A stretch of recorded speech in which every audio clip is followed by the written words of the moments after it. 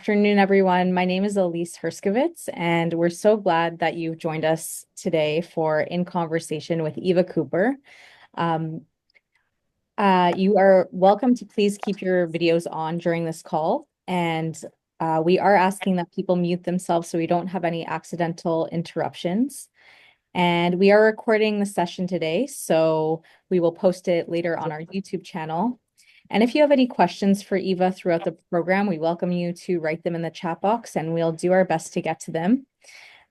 So I'm now going to introduce Elena Kingsbury, the senior educator at Friends of Simon Wiesenthal Center, who will interview Eva today after her presentation. So I'll hand it over to you, Elena. Thank you, Elise, and good afternoon, everyone. Welcome back to In Conversation.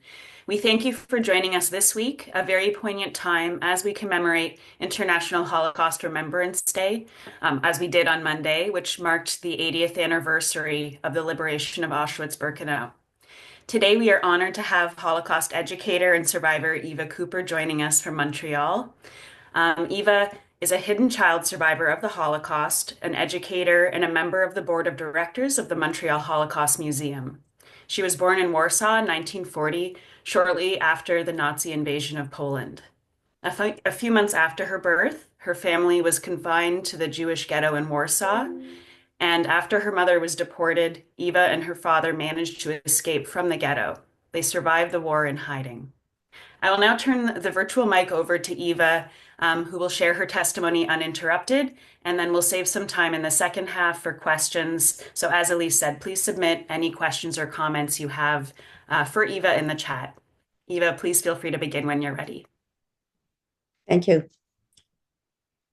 Thank you. Good afternoon or evening. It's not dark yet. It's getting lighter every day now, for longer.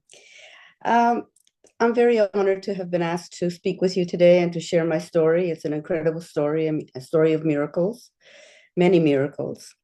And I'd like to begin by telling you a little bit about my parents' lives and the lives of other Jews who lived in Poland before the war.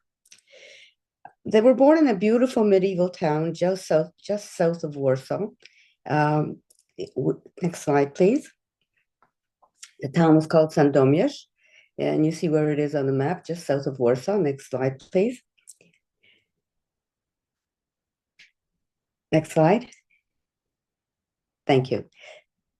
The one on the left, the slide on the left shows you a picture of the sort of the tower building, which is today used for archives, to store archives. But at that time, back please.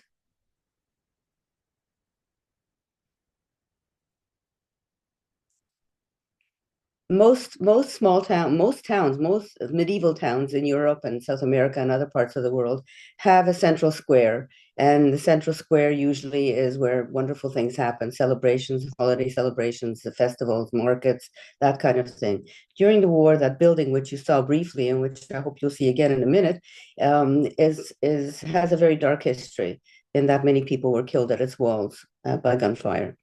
The slide on the other side is an overview of Sandomierz, which is a very beautiful medieval town, as I said. And this slide is taken from a mountain, which is on the side of Sandomierz, very much the way Mount Royal is in Montreal. So you have a beautiful view of how beautifully the town is sort of renewed in the state that it was. The bottom slide is a picture of a two-story building in which both my parents were raised, and the corner two windows are where my paternal grandfather, had a shoe shop. My parents were distantly related. Next slide, please. And nobody can tell me exactly how, but this is a picture of some members of all their families. So you'll meet them when they were young. My father is the one on your left in the back. His name is Anthony or Abram or Abraham, depending on which part of his life you're talking about. At his elbow is my mother, whose name is Fela. Beside Fela is a woman wearing pearls. She is Regina Bankier. Regina is my mother's closest friend and also her first cousin. My parents grew up in the same in that building that you saw, the small building. My father was the oldest of six siblings. My mother was the oldest of four. My father was a good student, and after high school, he wanted very much to go to university. Um, he was not able to do that, nor were many other Jews. I mean, Jews were just not welcomed in universities. There was a lot of discrimination and huge quotas, and you had to be an exceptional student, more than an exceptional, or you had to know someone. It was very unusual. And so my grandparents, who did not have much, borrowed and sold things, and my father worked, and he was sent to Belgium to study in a city called Liège, another beautiful medieval town, where he studied engineering. When he received his degree, which was in 1936, he came back to Warsaw. My mother and he married, and they moved to Warsaw, which was he came back to Sandomierz. I'm sorry. And once they married, they moved to Warsaw, which was very exciting for them because Warsaw was a big cosmopolitan city, offered much more than the small town of Sandomierz, beautiful as it was. So we begin now, and you see a picture. So we're a little bit ahead of ourselves. You see a photo of my mother and my father and me as a baby, a young baby. We begin now at one of the most ominous times and places in modern history, and several months before my birth. I've often wondered why my parents, Adam and Eva Kuper, both educated and worldly, would decide to bring a child into this world, knowing what they must have known at the time. Next slide, please. Were they simply being human in their optimism and desire to have a normal, fulfilled life? In 1934, when Hitler came into power in Germany, the winds of war had been blowing in Europe. Did my parents not believe, not trust, that what Hitler had promised in his book Mein Kampf would spread to the entire continent of Europe? You're looking at a picture of my Aunt Sophie, who was also in the other picture as a young girl. And this was a time when my father had asked her to take me to Sandomierz to visit my parents when I was very young. This was probably the last time that she or I saw them because they were murdered during the Holocaust. By the time I was born, in February of 1940 in Warsaw, the die was cast, and soon Poland and her neighbors were engulfed in one of the most horrific periods in human history. Never before had a government designed a systematic and terrifying plan to eradicate a people from the face of the earth. It was not only the Jews, mainly the Jews, but not only the Jews. It was the Roma or the Sinti, the disabled, homosexuals, political opponents, everyone who was judged to be subhuman. The Aryan race, typically Gentile of Nordic appearance, tall, blonde, blue-eyed, looking Germanic, was held to be the ideal. This has always presented a dilemma for me. I assume that most of you have seen pictures of Hitler. Was Hitler of the Aryan race? Short, dark-haired? He would not have looked out of place in any one of the concentration camps which he set up to murder the Jews. Yet this comparison is never made. There were 3.5 million Jews in Poland before the war, the largest population in all of Europe, because traditionally, for the last 1,000 years before the war, Poland had been relatively good to its Jewish population. So there were 3.5 million before the war. During the course of the war, which was basically 5 years, 2/3 of that number were murdered. Soon after conquering Poland, the Nazis they proceeded to segregate the Jews into ghettos, using a separate part of town and surrounding it by high walls, 10 feet tall of brick with barbed wire, electrified barbed wire at the top. The largest of the ghettos in Poland, of which there were many, not only in Poland, but across Europe as they marched their way through the country after country.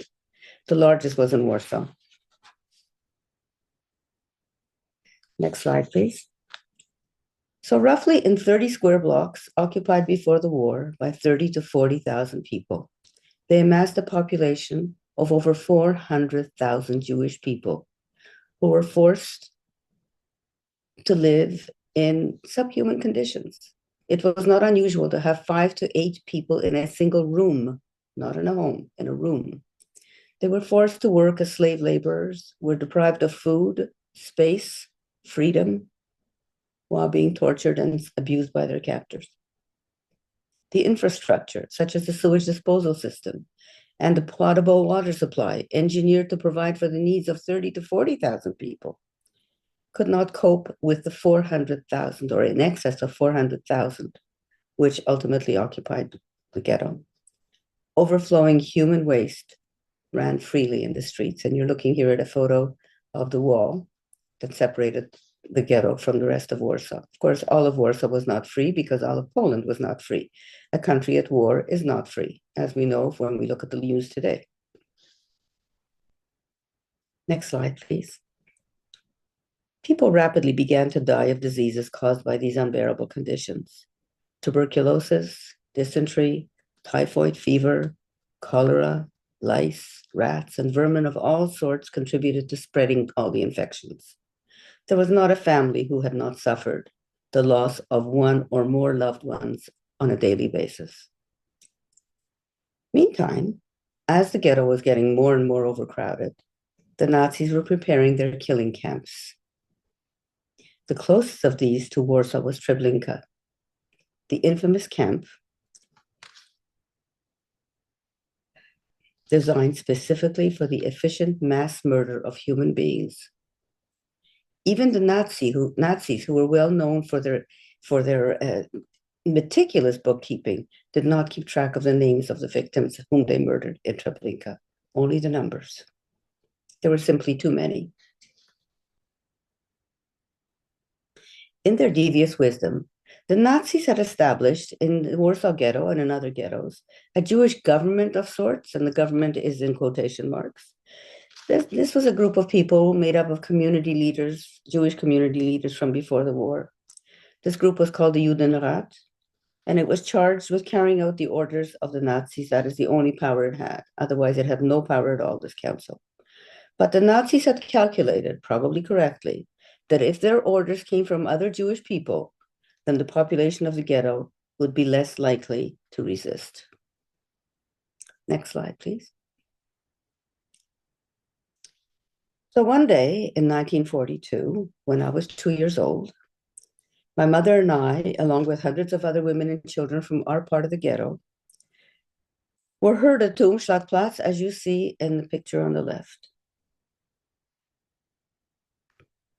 for what the Nazis euphemistically called resettlement. This was the place where the train tracks ran alongside the ghetto borders. A cousin of my mother's, Regina Banker, remember the woman with the pearls, who worked as a slave. She was a guard at the Warsaw jail. Upon hearing that we had been rounded up, she ran to Umschlagplatz. And somehow she squeezed in there, maybe because she was wearing a uniform, maybe because she was a woman, and that's all they were collecting that day. They wouldn't let my father anywhere near there. As she got to the loading platform, she saw hundreds of women and children. A lot of screaming and anxiety and absolute disaster. And she arrived there just in time. I'm sorry, before we move on to the next slide, you see on the right, you see the slide that depicts where Umschlagplatz was, and you see people sitting on the ground on both sides waiting to be loaded. And you'll see this slide again as it exists today, as the same place as it looks today.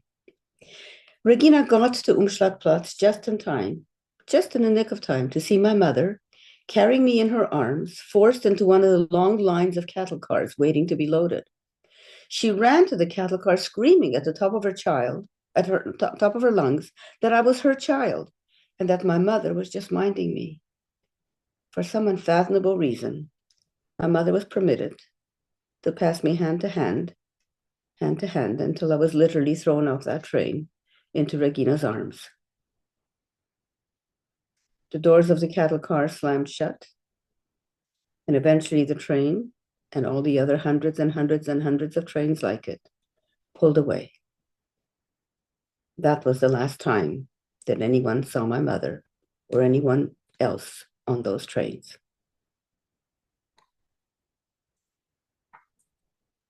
Next slide, please. Here you see the scene of the loading. Next slide, please. Here you see where Treblinka was, just north of Warsaw. My mother was murdered, along with countless others, within 1 hour of her arrival at Treblinka, where 900,000 people were murdered in just over 16 months. I was 2 years old, and this is the first of many miracles that allows me to be here to speak with you today. Next slide, please. Here you have a photo of my mother with the beret in her hair, and Regina, her closest friend. Regina's amazing courage at this moment, the choice she made against all odds, which could easily have led to her own instant death, gives me pause to this day. Only as a mature adult did I truly understand the unimaginable decisions made by Regina and by my mother. To pass a beloved child off forever in order to take the infinitesimally small chance that she might be saved from certain death, so unnatural for a mother, whose every instinct, every cell in her body screams out to hold her child close, to protect her with her own life. A choice unbelievably heroic and prescient under the circumstances. We're going to stop the slides for a few minutes now. Every day, the Nazis issued edicts ordering hundreds of people to be rounded up and herded to Umschlagplatz for resettlement. People were caught in the streets, and if the numbers were not sufficient, houses were searched and people were dragged out to join the parade, as you saw on the other slide. When such an order was given, people began to run all over the place, trying desperately to find a place to hide. A cellar, an attic, a hole, any place at all. My father, carrying me in his arms one day, was in just such a position and was fortunate enough to find a cellar partially flooded and already full of terrified people. As he started to go down the stairway into the cellar, the people who were already there started to scream at him to go away. No, you can't come in here, they said. You have a young child, the child will cry. We'll give everybody away, we'll all die. There's no point, go away, find another place. My father could not. And he begged them, please, he said, I will hold her close to me. And if I feel her trying to make any sound at all, I promise you, he said, I will suffocate her myself. Now, I don't know if you can imagine such a thing. I can't. But those were very special times in a very horrific way. And they called for very unusual reactions. I was a young child, and I know very well that I really had no inkling of what our life was like at the time. The circumstances of our life were unbearable. And I didn't know that. I knew that this was my life. That's all a young child knows. But a young child also knows and can feel the stress, the anxiety, the emotion all around, the fear. And I had learned at a very young age that when I was told to do something, I had to do it. I didn't realize at the time, but our very lives depended on it at times. My father told me many years later that throughout the war, he carried 2 small pills in his pocket. They were a very powerful poison, cyanide.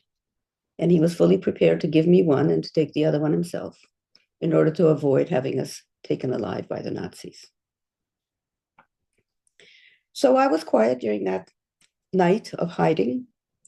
And when the call-up was over, we emerged from the cellar to survive another day. But my father was sure. And he told me many years later that he was sure, he was not afraid, he said, because he was sure that during the war he would die, whether it was today or tomorrow. And he knew at that point that life in the ghetto was so unbearable, it could not possibly be worse. And it seemed worse to him just to wait for death to come to get him in the form of a Nazi officer than it was to try to do something to help yourself. And he decided, against all odds, that he would attempt to escape from the ghetto. Now, let me assure you that if it was possible, if it was easy to leave the ghetto, to get out of the ghetto, to escape the ghetto, there'd be nobody there. There was no way. People tried everything. And every time they tried, they were killed because they were visible and they were found. There was one way, and that one way was very dangerous and not commonly used because it was so difficult. You could go into the sewer within the ghetto boundaries, walk within the sewer till you reached outside of the ghetto gates, or ghetto borders, and emerge on the other side.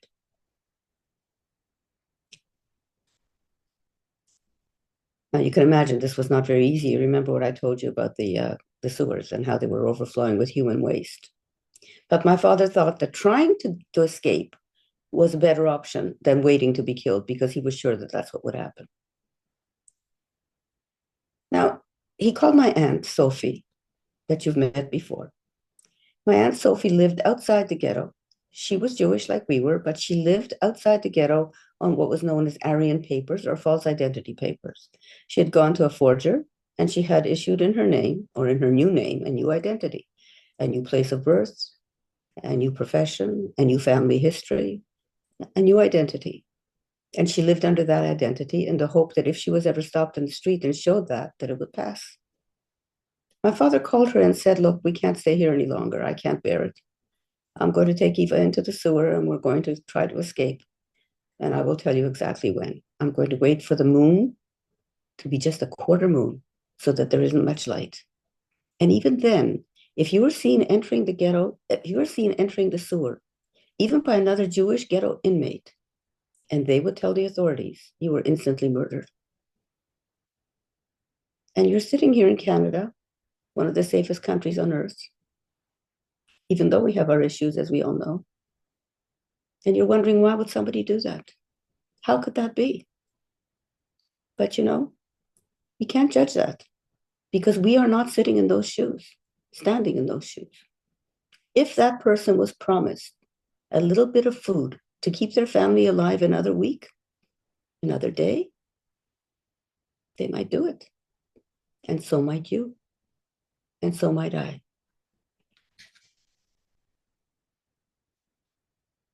So on a very dark night, my father and I entered the ghetto, unseen and undetected.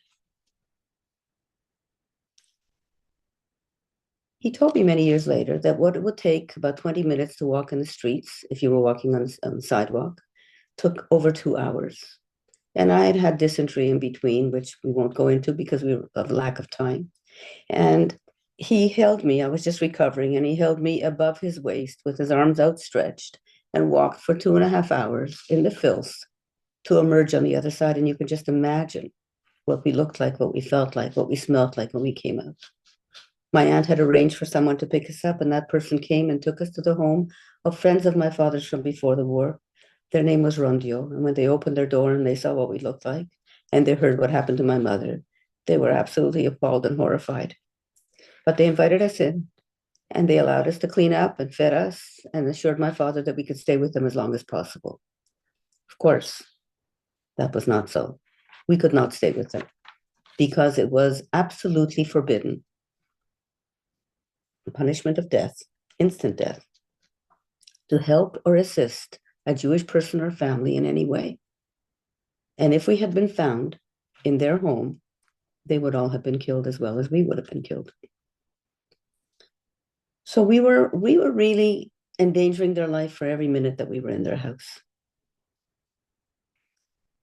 My father, when he escaped the ghetto, had vowed to himself that he would spend all his energy and all his resources, once out of the ghetto, in trying to help family members that he knew were in hiding, because he knew that we had many family members who were in hiding, and there were many people in hiding. Most of the people who were hidden because somebody was paying the family or the person that was hiding them. And the price was very high because the risks were very high. If that family was found to be hiding a Jew, as I said, they would be murdered. There were people, and you will meet two of them in the course of my story, who did it out of the goodness of their soul, their moral fiber, their strength of their moral fiber, the goodness of their heart. But most people did it for money. And you had to know where to move people if places where they were currently in were no longer safe or safer. My father had to be very astute in how he did this. And of course, he couldn't do this while looking after a 2-year-old child. So he went to visit a friend of his, my pediatrician from the time that I was born, a Dr. Landy. And he begged Dr. Landy, please, could you find a place for Eva? Because I can't look after her while doing this, and I have to do this. And Dr. Landy came a few days later, and he took me to the home of a woman who was unbelievably good. Her name was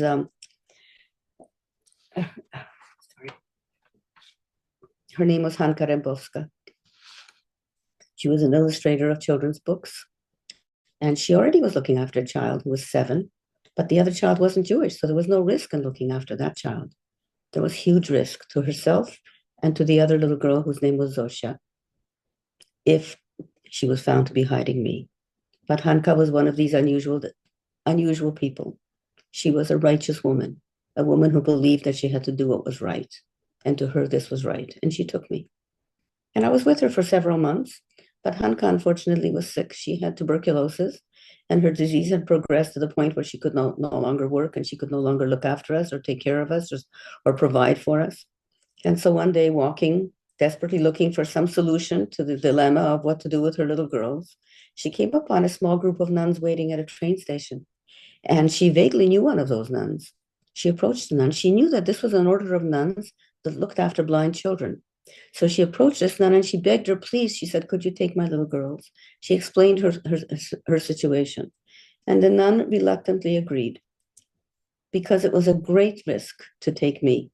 It was a great risk to the nun, to the other nuns, to the children that were in their care, and to anybody else who was with them. But she did it because she was one of these exceptional people. I remained with the nuns for the rest of the war. And this is where my own memories kick in. I'll just tell you 2 of them because we're time pressed. I remember being hidden in a hole dug out in the earthen floor of the farmhouse. My father had told me that I was saved in a convent, but I had no memory of a convent. I had memory of rural fields, of farms, and of being in a farmhouse. And so this farmhouse had an earthen floor, and they had excavated a small hole in it. I was tiny.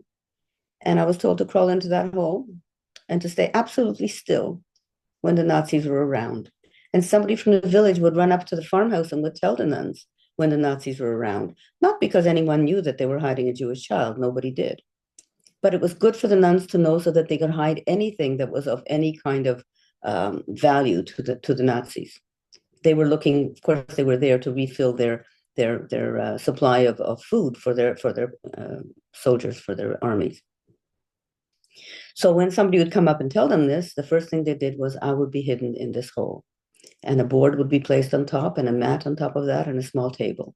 And I was told not to make a sound, not to move, nothing, no sound. And I was a child of war, as I told you. I did as I was told. Fortunately, there wasn't much to take because the nuns were very poor. We were constantly hungry. And so as soon as the Nazis were gone, I was released and I could be free with the other children.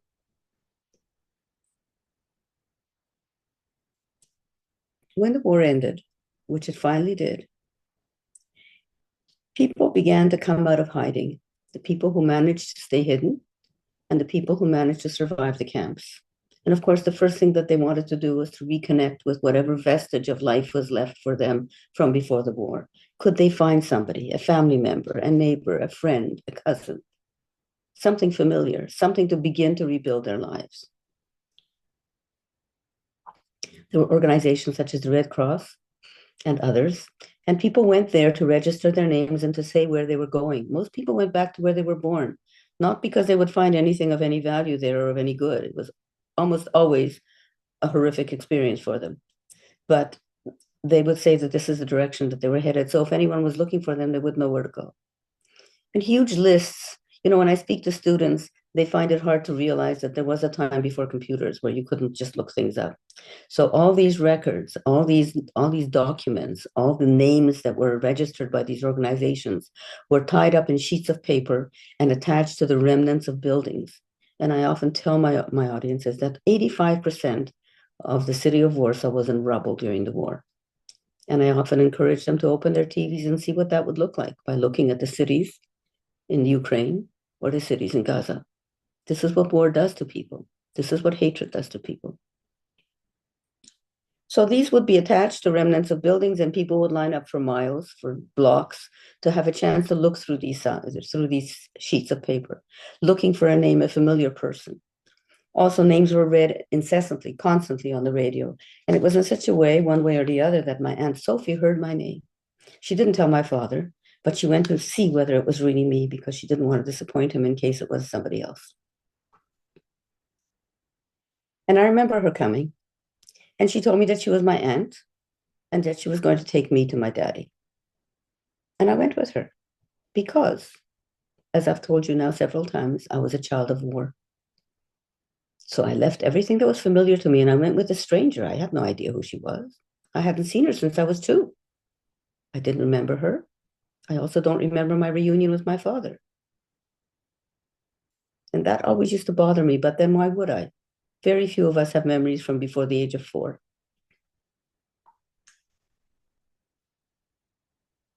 Next slide, please. After the war, we lived in Poland as non-Jews. And here you're looking at a picture of my father, my Aunt Sophie, whose husband was murdered during the war, and me in a city called Bielsko, where we lived as non-Jews after the war. And you're thinking, why would they live as non-Jews? The war was over. Sadly, in spite of everything that was perpetrated on us during the war, it was still not safe to live openly as a Jew in post-war Poland. In fact, there were several pogroms in which people were killed, raids on Jewish communities. We probably would not have been killed, but my father would not have been given the job that he had. He had a job as director of a fur processing plant run by the Soviets because the Soviets the Russians had liberated Poland. And that was in 1945. They forgot to go home until 1989. And during all those years, Poland was behind the Iron Curtain and not much contact with the Western world. So this plant was operated by the Russians, but my father was the director. We lived in a nice apartment, and I went to school. And had it been known that we were Jews, I would have been tormented in school. He would not have had that job, and we would not have been assigned to that apartment. Poland is a Catholic country today, as it was then, probably less homogeneous now. So I went to school. It was a state school, a Catholic school. I studied catechism. Next slide, please. At the age of 6, I had my first communion, and you see evidence of that here. All dressed up with my little friend Hanya in white dresses with lilies of the valley, garlands of lilies of the valley in our hair, and beside the official document that attests to the fact that I'm telling you the truth. I found this document at the back of a drawer when my stepmother died.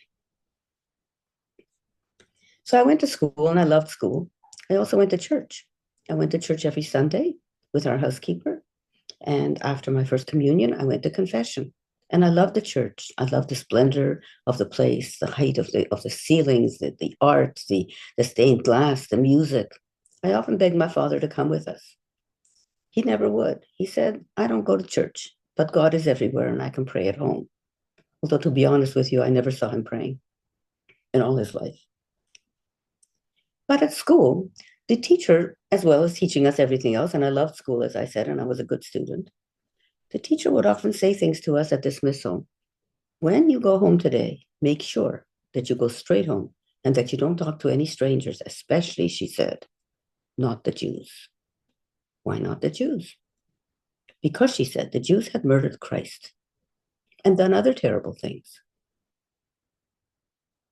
I loved school and I loved my teacher. I believed her. Why would I not? Especially since I had no idea what a Jew was, never knowing any. So in 1947, my father remarried. And in December of 1948, we immigrated to Canada, where we had family. The trip was terrible. And it was during that trip on the ship, rocking ship, that my father took me aside one day and told me, as kindly as he knew how, that we were Jewish. And identity is set very early in life. And it's a very jarring experience to be told that you are not who you think that you are, even at the age of 8. Much harder as you get older, obviously. But even at the age of 8, I found it really difficult. I did not want to be Jewish. I did not want to be part of these evil people who had murdered Christ. That's all I knew. And I have to be honest with you that it took me a long time to be really comfortable with this identity, with my identity as a Jewish person, and to take great pride in the accomplishments of our people throughout the ages, to every aspect of human endeavor, whether it's science or art or medicine or technology or literature. We are such a tiny, tiny minority in the world, such a tiny minority. We are, I believe that we are 0.2% of the world population. And yet so much hatred is directed at us.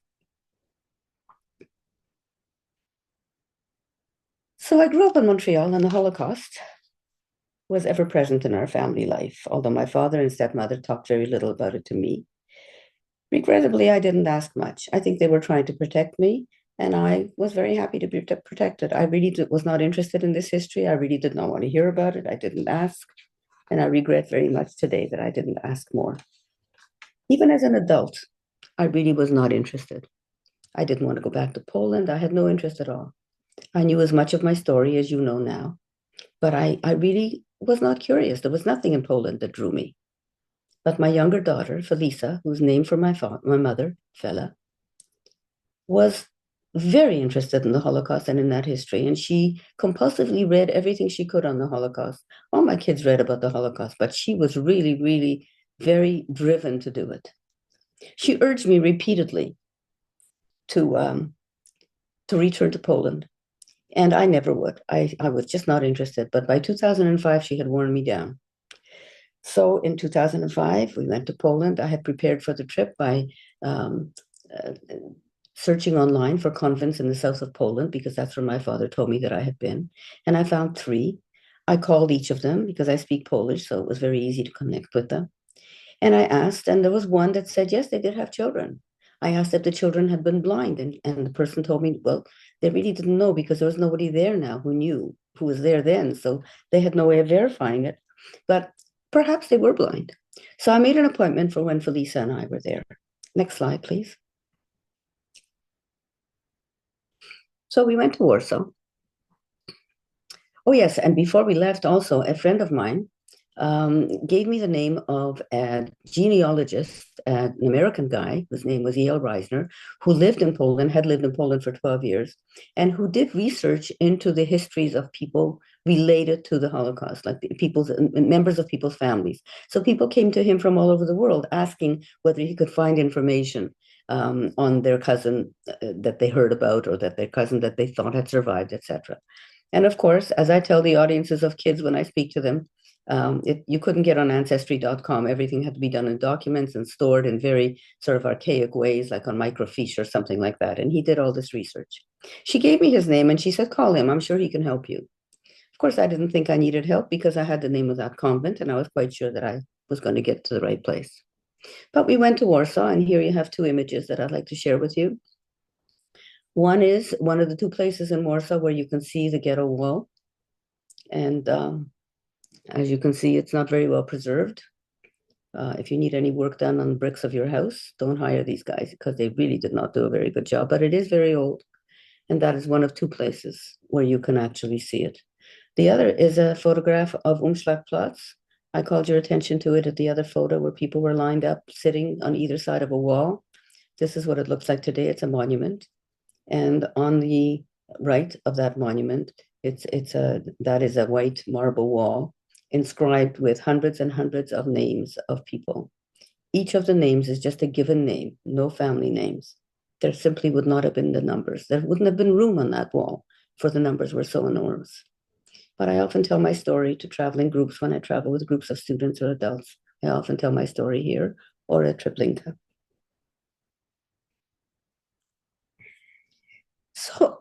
So I called Yale, and he told me that he would love to help me and I should come with Felisa and see him, and that he would try to help us, but we might have to wait because he was very busy. So we went to see him. And We waited a very long time, much longer than I normally would wait, but something kept me there. It was over 4 hours, and I didn't really think I needed his help, but something prevented me from leaving. And eventually he came to see us, took us up to his office, and I started to tell him my story. And when I told him that I was a hidden child and that I was hidden in a convent for blind children somewhere in the south of Poland, he started to mumble to himself that he'd heard this, he'd read this somewhere. He couldn't remember where, and he ran to the bookcase where he had maybe 1,000 books. And out of that sort of collection of books, he pulled out one, which was called My Life is Worth Yours. It was written by Eva Kuper, who was a PhD candidate, and this was her thesis. And in it, she documents Jewish children saved in cloisters, in convents by nuns. And it's not a storybook, it's paragraphs. And it says, in this place, this and this group of nuns saved one child, in this place, etc. He's flipping through the pages and mumbling to himself, and he comes upon a page which he reads to us. The Congregation of Franciscan Sisters, Servants of the Cross, a Polish order established in 1918 for the purpose of caring for and educating the blind. In 1939, a few months before I was born, 106 nuns worked in 18 homes, and in Zakopane, Sister Klara Yaroshinska saved the life of one Jewish little girl. We were speechless. This had to be the right convent, and this Jewish little girl had to be me. Yale wrote down the contact number, and eventually I reached the nun at the other end. I told her who I was and why I was there. And she encouraged us to come. She said, please, we'd like to meet you. Please come to see us. And before I hung up, I asked her, is it possible that somebody who was with me then, 60 years before, is still there today, is still alive today? And she said, yes, she said, Sister Klara Yaroshinska is alive. That was the name that Yale had given us. I said, how old is she? She said, she's 94. And I said, and what is she like? What is her health like? She said, well, she's blind for the last 5 years because she had an eye disease called glaucoma. But apart from that, her mind is clear. Her memory is excellent, as is her sense of humor. And she will be beyond excited for you to come. Please come. We were beyond excited as we headed towards the convent. Or it's actually not even a convent, it's an institute for the blind today, as it was before the war, where they still educate several hundred children who are blind, and some of them are deaf as well. And they educate them, and they teach them skills that will allow them to make their way in life independently. So we arrived in Lasky, and we were taken to the building where the older nuns live. Next slide, please. And now you're meeting Sister Klara. The door opened, and she came out supported on each side by two younger nuns. And when they told her that we were there, she dropped her arms from the other nuns, and she opened her arms wide in welcome to me. And I ran into her arms. And I have to remind you that I was very young when I was in her life and she was in mine. I had no recollection of her. I did not remember her name or her face or her voice. Nothing. And yet when I was in her arms and she was holding me and I was holding her and we were both crying, I felt like I had come home. A powerful connection, a huge feeling of love. I don't know how to explain it because I had no memory, no actual memory of her. I call it emotional memory because somewhere in my being, I had stored the memory of this amazing woman and what she had meant to me at the time in my life when I needed her most.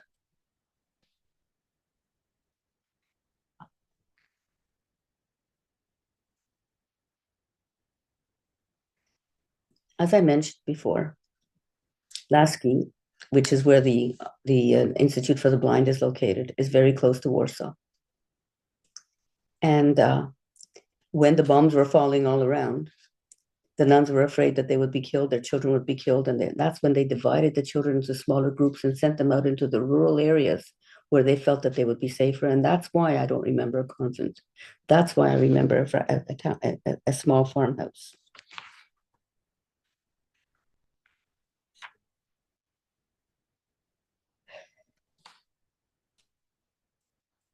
We sat together, Sister Clara and I, and we shared memories. She told me that she had fallen in love with this little child with the dark, bright eyes. She told me that when Hanka met her in the street and begged her to take me, I had dropped my hand from Hanka's and I ran to her. And there were several nuns. Why her? I ran to her.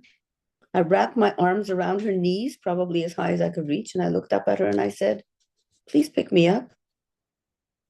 How does a child know how to do that? How does a child choose? She bent down, she picked me up, and she said she fell in love with me. I cuddled into the fur collar of her cape, and she said she was done for. She had to take me. She knew how dangerous it was, but she didn't feel she had an option. It was the moral thing to do. That's what she had been taught.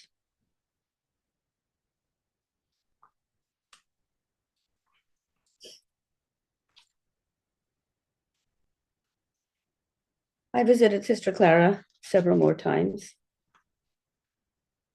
before her death, in total 4 times. So this was the first meeting where the picture was taken. And you can go on to the next slide, please. It was in 2005. This is another picture from that time. And then in 2007, I went back with my older daughter, Debbie, and her family. Next slide, please.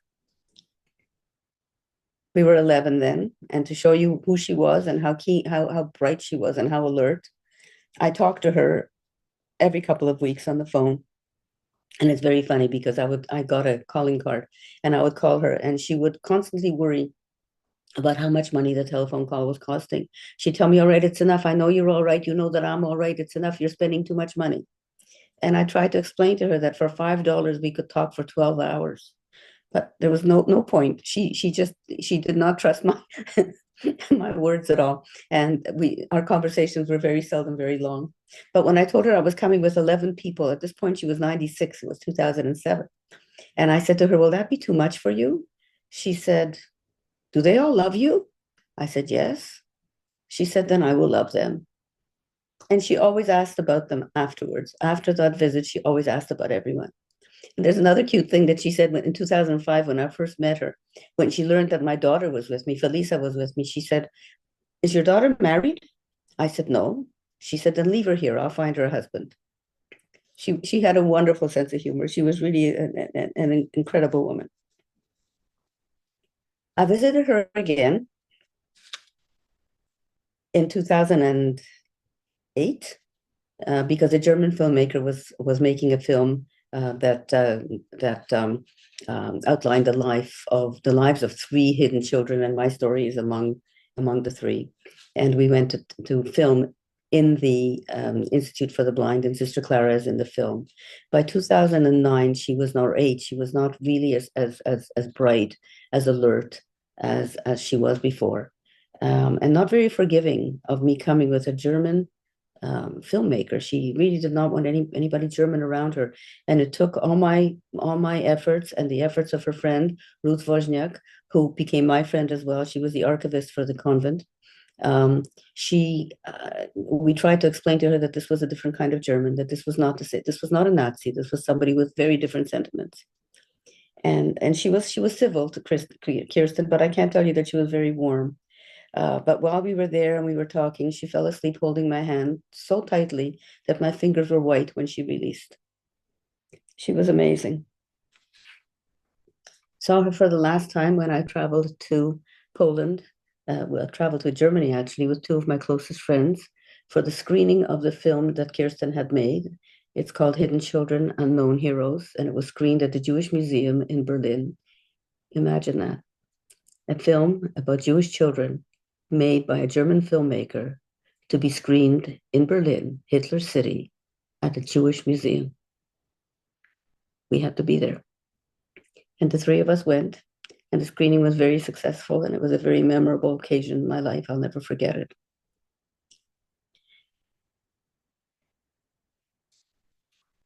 Next slide, please.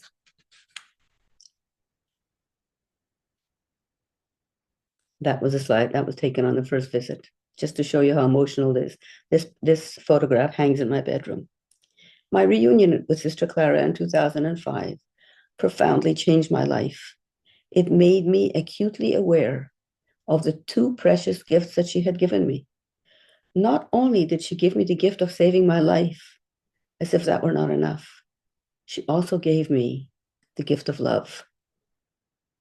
She made it possible by loving me to teach me to love. Because a little child, those are very formative years. And if at the age of 2.5 or 3, you have nobody who loves you for the next 3 or 4 years of your life, it's much harder to become a well-rounded human being. She enabled me to become the person who I am today, a person who loves her family, her friends, her community, and who finds pleasure and sustenance through connections with others and through giving back to society.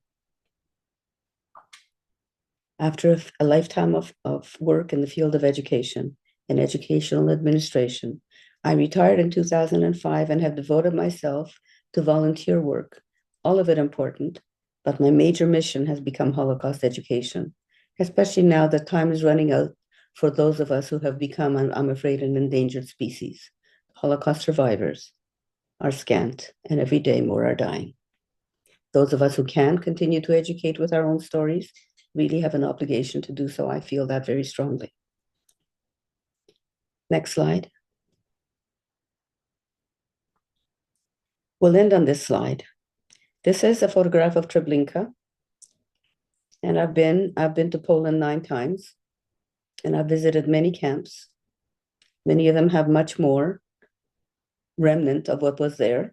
Sometimes not even remnant. There's Majdanek is ready to start again without too much effort.